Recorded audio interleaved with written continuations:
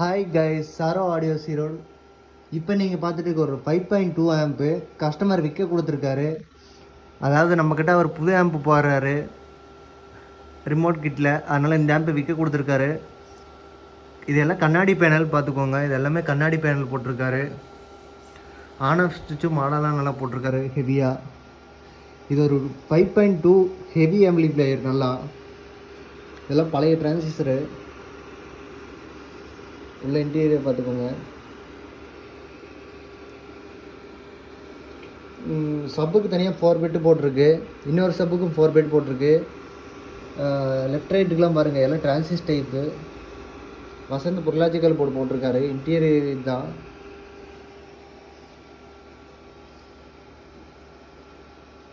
Song போடுறேன் பாருங்கள்.